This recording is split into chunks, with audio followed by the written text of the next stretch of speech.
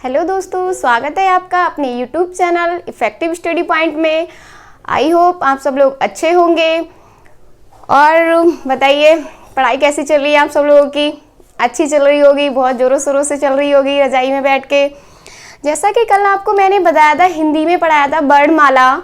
तो वर्णमाला का क्रम बताया था, किस तरह से हमारी ध्वनि आई, वर्ण आया, शब्द आया, देन इसके बाद हमारा वाक्य बना था। फिर मैंने आपको वर्ण बताए थे, वर्णमाला बताई थी कितने प्रकार की होती है। वो मैंने बताया था आपको 2 प्रकार की होती है, जैसे कि स्वर और व्यंजन बताए थे।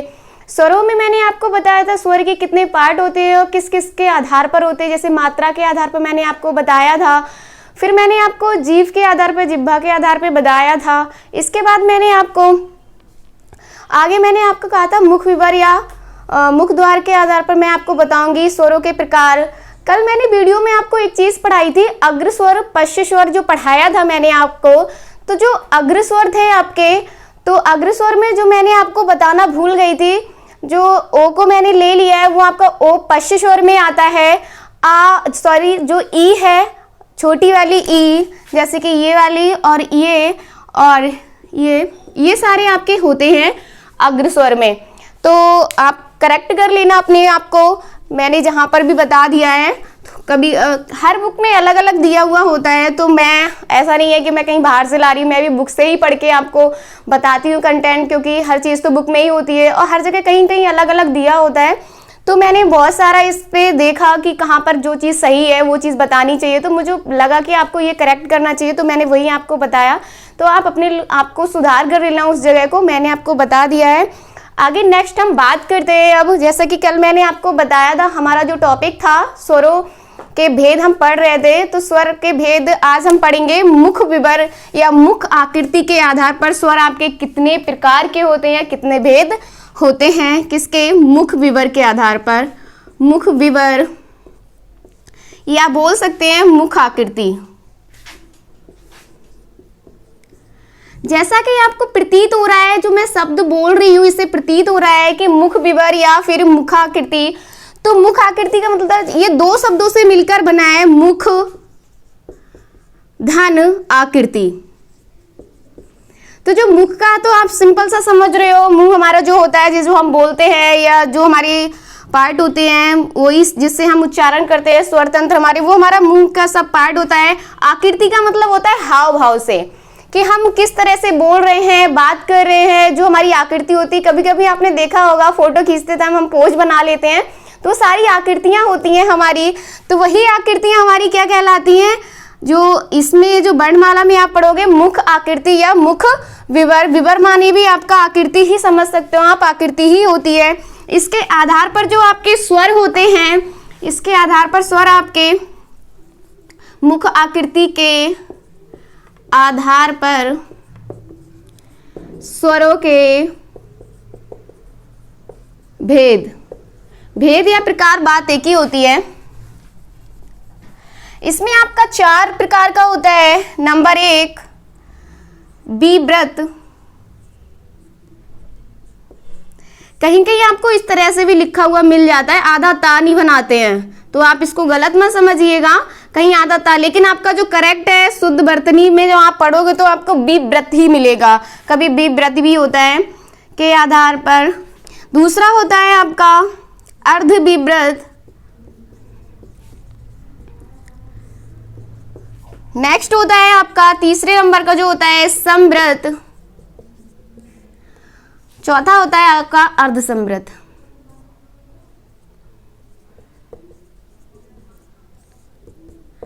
अब एक एक करके देख लेते हैं। विव्रत या विव्रत क्या होता है? ये जो विव्रत जैसा कि आपको दिख रहा है, विव्रत का मतलब होता है खुलना या खुला होना। कोई भी चीज है, आप किसी भी चीज को जो खोलते हो या खुला होना कहते हैं उसको हम, जैसे कि बात करें जब हम बोलते टाइम हमारा मुंह कभी कुछ वर्ड ऐसे होते हैं जिसमें बहुत कम खुलता है, कुछ वर्ड ऐसे होते हैं जिसमें बहुत अधिक खुलता है हमारा मुंह। तो वही उसी के आधार पर, मुख आकृति के आधार पर है। तो विव्रत में आपका होता है खुलना, मतलब ओपन, जिसमें हमारा मुंह ओपन मतलब बहुत ज्यादा खुला रहता है या खुला रहता है, वही हमारा लगभग पूरी तरह से हमारा जो मुंह खुला रहता है वही हमारा क्या कहलाता है? विव्रत कहलाता है। जिसमें हमारा मुख द्वार, जिन स्वरों को बोलते समय हमारा मुख द्वार खुला रहता है, लगभग भी लगा सकते हो, लगभग खुला रहता है, वह क्या कहलाते हैं? हमारे विब्रत स्वर कहलाते हैं। फॉर एग्जाम्पल के तौर पे आप इसमें देख सकते हो, जो विब्रत होते हैं इसमें आपके आ, क्या होता है? आ। विब्रत स्वर में जैसे आप बोलो, जब आप वीडियो को देखते हो तो देखते टाइम आप खुद को उच्चारण करके उन वर्णों को देखा करो, क्योंकि जब आप उच्चारण करके देखते हो वर्णों को तो आपको पता चलता है। आप जब कहते हैं ना किसी भी चीज का जब हम प्रैक्टिकल करते हैं तो प्रैक्टिकल करने से हमें वो चीज क्लियर हो जाती है, बहुत अच्छे से हमारे क्या कर सकते हैं, उस चीज को ग्रहण कर सकते हैं। तो वही चीज मैं आपसे कह रही हूँ, आप खुद इसको बोलकर देखो विब्रत को, जिसमें मुख द्वार हमारा क्या रहता है? लगभग पूरा खुला रहता है, वो क्या कहलाता है? हमारा विब्रत स्वर कहलाता है आ। आप जब आ को बोलोगे तो पूरा मुंह खुला रहता है। कैसे? आ, पूरा मुंह खुला रहता है ना। इसको आप उच्चारण करके देखोगे तो आपको क्लियर हो जाएगा। आगे बात करते हैं आपका अर्ध विब्रत। जो अर्ध विब्रत होता है, विब्रत से ही आपका अर्ध बना है। अर्ध का मतलब तो आप समझ रहे होगे, हाफ, मतलब कि जो इसमें मुख द्वार क्या होता है? हमारा आधा खुला रहता है। हाफ मतलब आधा खुला रहता है, वही क्या कहलाता है? हमारा मुख द्वार क्या होता है? हमारा आधा खुला रहता है। मुख द्वार या मुख विवर कुछ भी बोल सकते हो, मुख द्वार आधा खुला रहता है, खुला रहता है, वह क्या कहलाता है? हमारा अर्ध विब्रत स्वर कहलाते हैं। फॉर एग्जाम्पल के तौर पर हम इसमें देख सकते हैं आ, ए, ओ, आ, ए, ओ, ये हमारे क्या होते हैं? अर्ध विब्रत या अर्ध विब्रत स्वर कहते हैं इनको, आ, ए, ओ। और जिसमें हमारा क्या होता है? मुख द्वार आधा खुला रहता है, वह हमारे क्या कहलाते हैं? अर्ध विब्रत। जैसे कि नाम से ही प्रतीत हो रहा है, आपको रटने की जरूरत नहीं है, इसको आप समझने की कोशिश करो। एक शब्द में ही सब कुछ छुपा होता है, शब्द में ही आपका सब कुछ छुपा होता है। जैसे विब्रत का मतलब होता है ओपन, मतलब खुला। आप शब्दों को उच्चारण करोगे, बोलोगे तो आपको क्लियर हो जाएगा कि हमें क्या क्या कह रहा है ये। विब्रत मतलब खुला होगा मुख द्वार, तो हमारा वो शब्द वर्ण कौन से होंगे, तो आप उच्चारण करके देख लोगे तो आपको पता चल जाएगा कि कौन सा हमारा मुंह अधिक खुल रहा है, तो वही हमारा क्या होगा? विब्रत। जिसमें हमारा हाफ मुंह खुलता है या फिर आधा मुंह खुलता है, वही हमारे अर्ध विब्रत स्वर कहलाते हैं। जैसे आ, ए, ओ, इनको बोल के देखोगे, आप उच्चारण करोगे तो पता चलेगा आ, ए, ओ। आप खुद से उच्चारण करके देखा करो। जब खुद से उच्चारण करोगे ना तो बहुत अच्छा रहेगा, आपको बहुत जल्दी क्लियर होगा, आप बहुत अच्छे से सीख जाओगे आप। देन आगे बात करते हैं समृत। समृत स्वर आपके कौन कौन से होते हैं? समृत स्वर का मतलब होता है आपका क्लोज।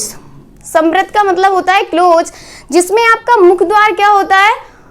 लगभग पूरा बंद रहता है। जिसमें हमारा मुख द्वार लगभग पूरा बंद रहता है, वह हमारा क्या कहलाता है? हमारा समृत स्वर कहलाता है। आगे बात करते हैं समृत स्वर में क्या होता है, जिसमें हमारा मुख द्वार या मुख विवर, मुख द्वार लगभग बंद रहता है, लगभग बंद रहता है, वह क्या कहलाते हैं? हमारे समृत स्वर कहलाते हैं। आगे बात करते हैं इसमें आपका कौन कौन से आती है? ई, ई, ऊ, ये आपके इसमें आते हैं। ई, ई, ऊ, और बड़ा ऊ भी आता है, री भी इसी में आती है आपकी समृत में। समृत में जिसमें मुख द्वार क्या होता है? हमारा बंद रहता है लगभग, वो हमारे क्या कहलाते हैं? समृत स्वर कहलाते हैं। जैसे ई, ऊ, ऊ, री। आप इनको उच्चारण करके देखोगे तो आपको क्लियर हो जाएगा कि हमारे मुख द्वार जो है लगभग क्या रह रहा है? पूरा बंद रह रहा है। और अर्ध समृत, जैसे समृत का मैंने बताया आपका क्लोज, इसमें मतलब पूरा क्लोज ही रहता है आपका जो मुख द्वार है। और जो अर्ध समृत है इसमें क्या रहता है आपका? थोड़ा सा कह सकते हैं कि थोड़ा कम हो, थोड़ा खुला रहे या थोड़ा कम बंद हो, अर्ध समृत कहलाते हैं। जो आपका मुख द्वार, जिसमें मुख द्वार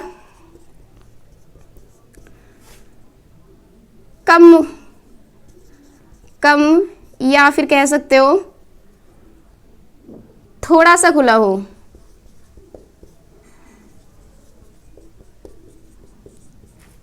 वह क्या कहलाते हैं? आपके अर्धसमृद्ध कहलाते हैं। इसमें आपके दो आते हैं ए ओ, उच्चारण करके देखोगे तो आपको पता चलेगा इसमें आपके दो आते हैं ए और ओ। आई होप आप सब लोगों को क्लियर हो गया होगा कि विव्रत में क्या होता है, अर्धविव्रत में क्या होता है, समव्रत में क्या होता है, आपका अर्धसमव्रत में क्या होता है।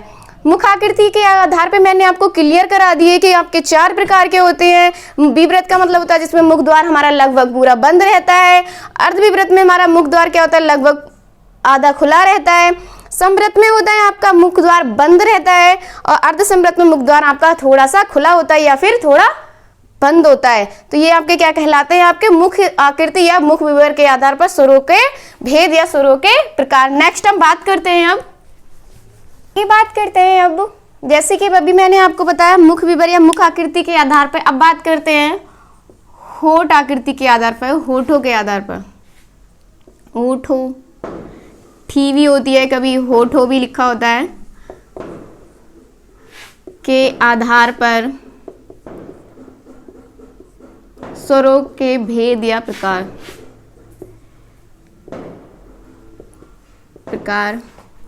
होठों, जैसे कि आपको ज्ञात हो रहा है होठों की आकृति के आधार पर, इसमें भी आपके दो प्रकार के होते हैं।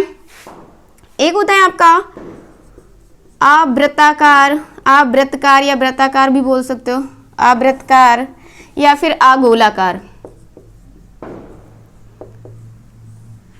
दूसरा होता है आपका गोला वृत्तकार या वृत्ताकार या गोलाकार। होठों के आधार पर आपके वृत्ताकार और होता है आवृत्ताकार। अब आवृत्ताकार और वृत्ताकार आपका क्या होता है? वृत्त से आप समझते हो, वृत्त आपने देखा होगा कैसा होता है, गोल होता है। क्या होता है? गोल होता है। कहने का मतलब जब हम मुख से कोई भी ध्वनि उच्चारित कर रहे हैं या कोई भी वर्ण जब हम मुख से बोल रहे हैं तो वो वर्ण हमारा क्या होना चाहिए, जिसमें मुख हमारा क्या होता है, होठ जो होते हैं हमारे गोल आकृति के हो जाते हैं या वृत्ताकार हो जाते, तो आपके वो वृत्ताकार या गोलाकार वर्ण बोले जाते हैं या स्वर बोले जाते हैं। और जिन स्वरों में आपके बोलते समय या जिन वर्णों को बोलते समय आपका मुख द्वार गोलाई की आकृति में नहीं होता या गोलाकार नहीं होता है, वो आपके क्या कहलाते हैं, आवृत्ताकार या अगोलाकार स्वर कहलाते हैं। जैसे कि बात करते हैं, इसमें क्या होता है आपका जो मुख द्वार होता है या मुख होता है, मुख गोलाकार नहीं होता है, नहीं होता है। एक उदाहरण के लिए देख लेते हैं, जैसे कि आ ई ए।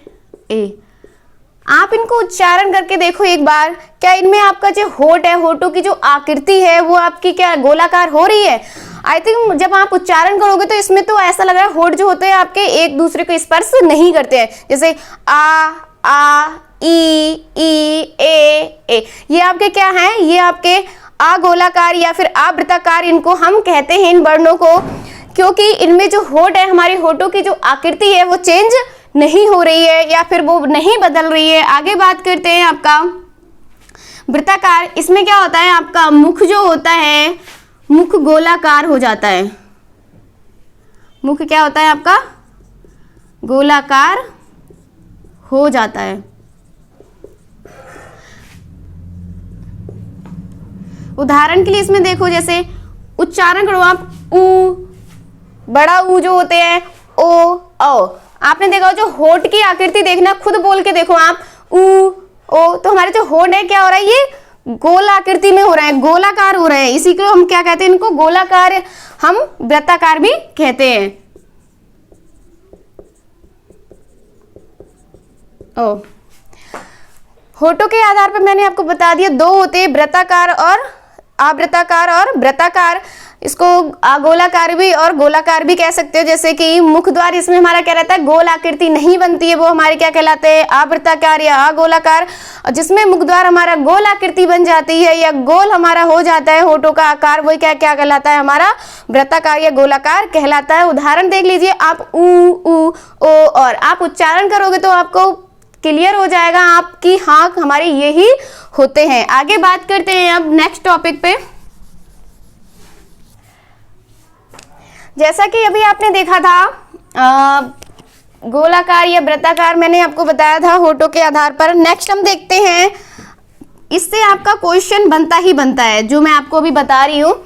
जैसे कि अभी आपका जो पुलिस का एग्जाम नेक्स्ट हुआ था पहले, उसमें भी आपका पूछा गया था, और सब इंस्पेक्टर का शायद हुआ था, उसमें भी पूछा गया था। तो ध्यान से वीडियो को देखते रहिए और बने रहिए वीडियो पे। आगे बात करते हैं, जो होती है आपकी वायु या नाक मुंह, जो हम ध्वनि को उच्चारण करते हैं, कुछ ध्वनियां ऐसी होती है हमारे नाक और मुंह दोनों से बोली जाती है, कुछ ध्वनियां हमारी ऐसी होती है केवल मुख से उच्चारण होती हैं। तो उन्हीं ध्वनियों को हम क्या कहते हैं, इनको कैसे पहचानेंगे, वही चीज मैं आपको अभी बताती हूँ। जैसे नाक तथा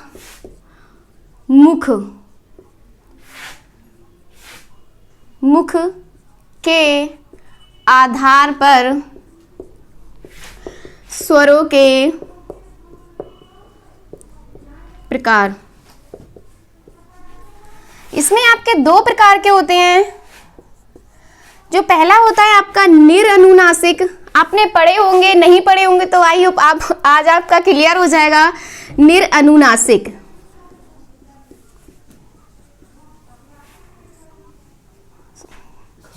निरनुनासिक, एक होता है आपका अनुनासिक। अनुनासिक, ये दोनों क्या होते हैं? निरअनुनासिक क्या होते हैं और अनुनासिक क्या होते हैं? नासिक का मतलब तो आप समझ रहे हो ना, नासिक का मतलब नासिका से, जो नाक से बोले जाते हो, और अनुनासिक का मतलब अनु माने होता है पीछे पीछे, जैसे जो नाक और मुंह दोनों से बोले जाते हैं वो आपके क्या कहलाते हैं? आपके अनुनासिक कहलाते हैं, जिसमें नाक और मुख दोनों का प्रयोग होता है, वह आपके अनुनासिक कहलाते हैं। और निरअनुनासिक में केवल आपका मुख का प्रयोग होता है। किसका? मुख का प्रयोग होता है, केवल मुख का प्रयोग होता है।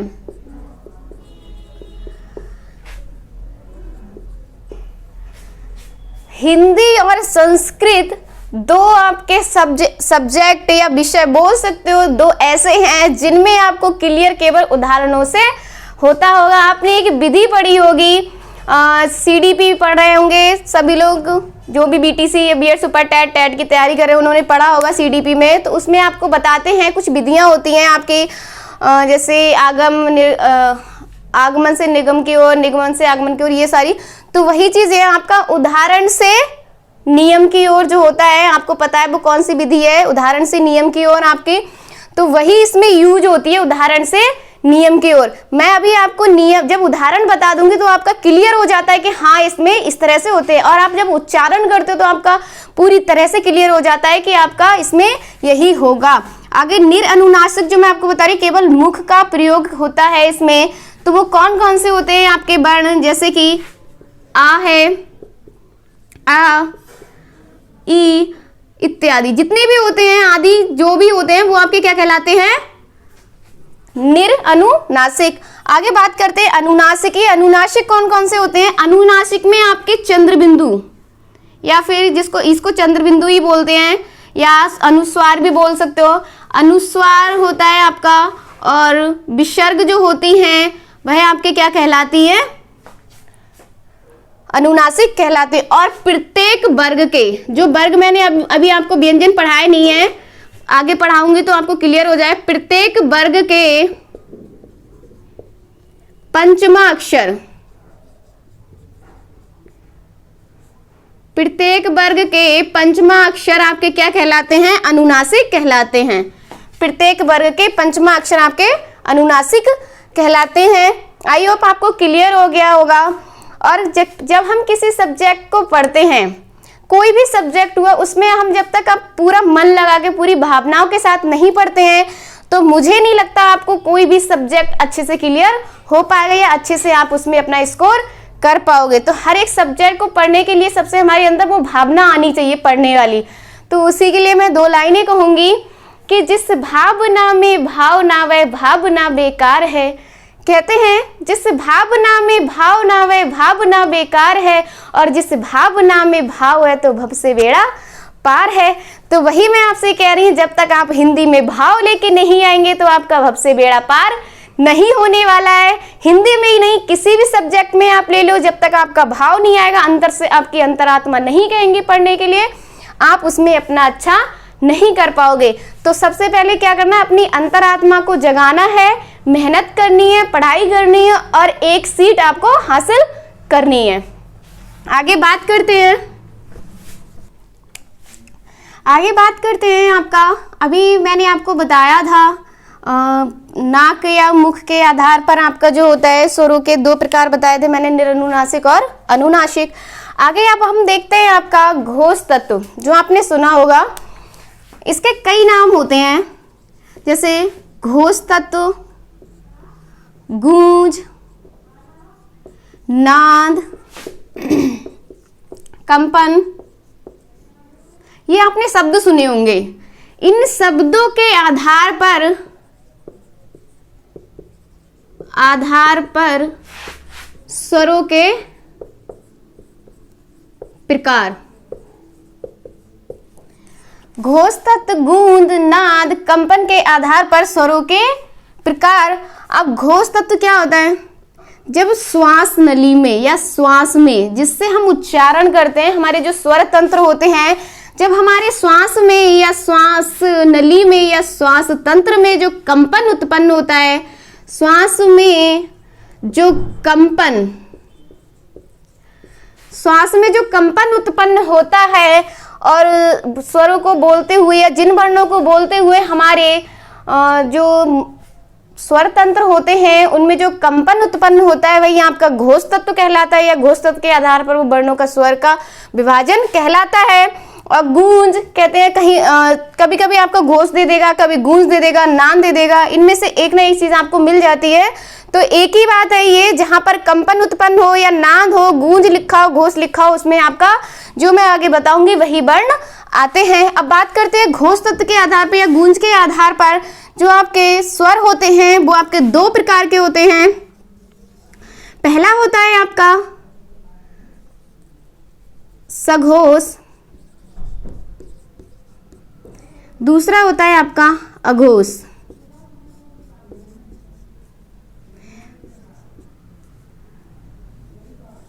सघोष और अघोष। सघोष का मतलब होता है सा माने सहित, घोष माने श्वास या फिर स्वर में कंपन के साथ में आपके जो उच्चारण किए जाते हैं वह आपका सघोष कहलाता है। अघोष की बात करें, आ माने नहीं, घोष माने श्वास में कंपन में जो उत्पन्न होता है, कि जहां पर आपके श्वास में कंपन उत्पन्न नहीं होता है वह आपके अघोष कहलाते हैं। और जिन स्वरों को बोलते हुए आपके या जिन वर्णों को बोलते हुए आपके स्वर तंत्र में कंपन उत्पन्न होता है वह आपके सघोष कहलाते हैं। और सबसे बड़ी बात मैं आपको बता दूं, जो आपके स्वर होते हैं सभी सघोष होते हैं। जो स्वर होते हैं आपके सभी स्वर क्या होते हैं, सघोष होते हैं। अब वर्णों के व्यंजन की बात करूं, वैसे मैं आपको डीपली में आगे जब व्यंजन पढ़ाऊंगी तो बता दूंगी, लेकिन ओरली अभी बता देती हूं। जो आपके व्यंजन होते हैं सघोष में 3, 4, 5, 345 समझ रहे होंगे। 345 मैंने क्यों लिखा है, क्योंकि प्रत्येक वर्ग का, जो वर्ग मैं आगे पढ़ाऊंगी नहीं जानते होंगे कुछ लोग, लेकिन मुझे लग रहा है ज्यादातर लोग सभी जानते हैं वर्ग किसे कहते हैं। वर्ग का मतलब होता है कवर्ग, चवर्ग, तवर्ग, ये जो होते हैं इसमें आपके 5 अक्षर होते हैं, वही आपके वर्ग कहलाते हैं। प्रत्येक वर्ग में आपके 5 अक्षर होते हैं। तो वही मैं आपको बता रही हूँ, प्रत्येक वर्ग का तीसरा, चौथा, 5वां जो अक्षर होता है वह आपका सघोष होता है और सभी स्वर आपके सघोष होते हैं। और आपने व्यंजन और पढ़े होंगे, एक होता है अंतस्थ व्यंजन।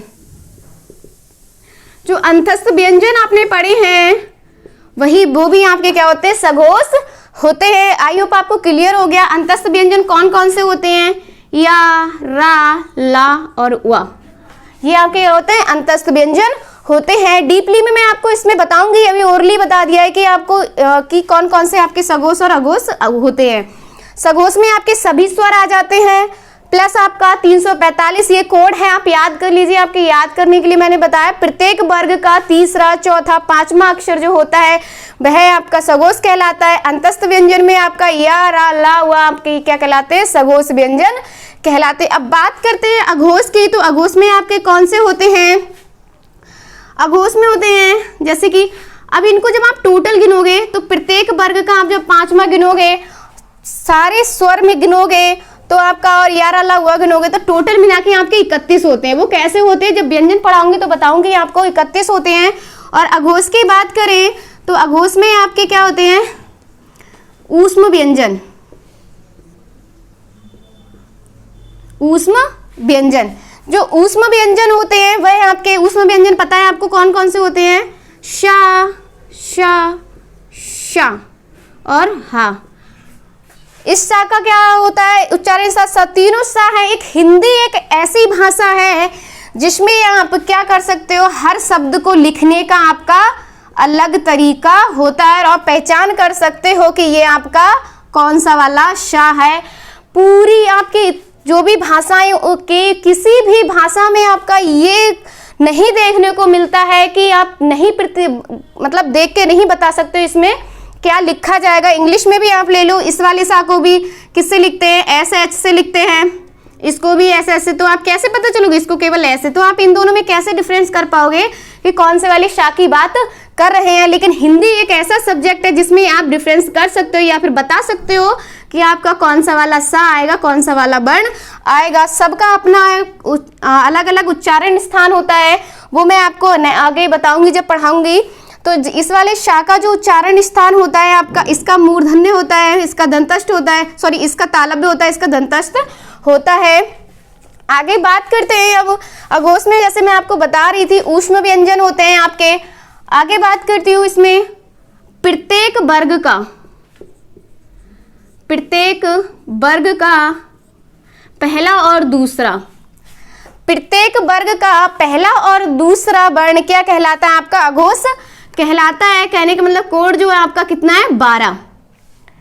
12। इसमें कितना है? 345। 12 और 345 को याद रखना सघोष और अघोष में। अब ये 31 होते हैं। अगर आपसे पूछ ले अघोष आपके जो होते हैं वो वर्ण कितने होते हैं टोटल, तो आपको कुछ नहीं करना है, सॉरी 13 होते हैं। जो अघोष होता है, अघोष में आपके उस व्यंजन में आते हैं, उसमें प्रत्येक वर्ग का कितना आता है? प्रत्येक वर्ग का पहला और दूसरा आता है। ये टोटल होते हैं। आप 31 को उल्टा करोगे कितने बनेंगे? 31 को जब हम उल्टा करेंगे कितना होगा? 13। तो आप गिन सकते हो या फिर आगे जब मैं आपको व्यंजन पढ़ाऊंगी तो आपको गिना सकती हूँ, आपको प्रूफ करके दिखा सकती हूँ। जो आपके अघोष व्यंजन होते हैं वो 13 होते हैं, सघोष व्यंजन होते हैं आपके 31 होते हैं। ज्यादा कुछ नहीं करना है आपको। कितना याद रखना है? 345 याद कर रखना है। सभी स्वर हैं आपके सघोष में आते हैं। अंतस्थ व्यंजन किस में आते हैं? आपके सघोष में आते हैं। अघोष में आपके ऊष्म व्यंजन आते हैं और प्रत्येक वर्ग का पहला और दूसरा अक्षर आता है। इसका मतलब कोड इनका क्या है? 12 है। और बस किसी एक को याद कर लो, या तो सघोष को कर लो या फिर अघोष को कर लो। आपको जो भी सही लगता है, जिसमें भी आपको कम याद करना पड़े आप उसको याद कर लो। एक याद हो जाएगा तो आप दोनों आसानी से कर पाओगे। आगे बात करते हैं अब हम। जैसा कि मैंने अभी आपको बताया, घोष तत्व के आधार पर, गूंज के आधार पर या कंपन के आधार किस बोल सकते हो आप? सघोष और अघोष 2 बताए थे। कौन कौन से होते हैं कोड भी मैंने आपको बता दिया। अब आपका टॉपिक आता है व्यंजन। क्या आता है? व्यंजन। अब व्यंजन में आपके कौन कौन से होते हैं, कितने प्रकार होते हैं, व्यंजन किसे कहते हैं, ये सारी चीजें मैं आपको नेक्स्ट वीडियो में पढ़ाऊंगी, आगे के टॉपिक में बताऊंगी। आज का जो मैंने आपको बताया था, स्वर के प्रकार बताए थे, किस किस के आधार पर बताए थे। सबसे पहले मैंने आपको मुख विवर के आधार पर पढ़ाया था। देन इसके बाद मैंने आपको होठ आकृति के आधार पर बताया था। फिर इसके बाद मैंने आपको मुख जो आपका मुख होठों के आधार पर बताए थे, वृत्ताकार, अवृत्ताकार। फिर मैंने आपको बताया था घोष के आधार पर सघोष और अघोष होते हैं। अनुनासिक के आधार पर बताया था, नाक और मुंह के आधार पर बताया था, अनुनासिक, निरनुनासिक। तो इससे जो क्वेश्चन बनते हैं अनुनासिक, निरनुनासिक, तो कभी कभी आपसे पूछ लेता है जो अनुनासिक होते हैं या अनुनासिक में आपके प्रत्येक वर्ग के कौन कौन से अक्षर आते हैं। इस तरह से आपके क्वेश्चन बनता है। प्रत्येक वर्ग के कौन कौन से अक्षर आपके अनुनासिक में आते हैं। जैसा मैंने आपको बताया, प्रत्येक वर्ग के पंचमा जो अक्षर होते हैं वह आपके किस में आते हैं, अनुनासिक में आते हैं। आपका जो समृत मैंने विवृत जो बताया था मुख आकृति के मुख विवर के आधार पर, उसमें से बहुत ज़्यादा आपके क्वेश्चन पूछे जाते हैं एग्जाम में। अब आगे मैंने आपको बताया था घोष तत्व के आधार पर सघोष और अघोष। अघोष में कौन कौन से होते हैं, सघोष में मैंने आपको बताया था। सघोष में जैसा कि मैंने आपको अभी पढ़ाया था, सघोष में हमारे कौन कौन से होते हैं, सभी स्वर हमारे सघोष होते हैं।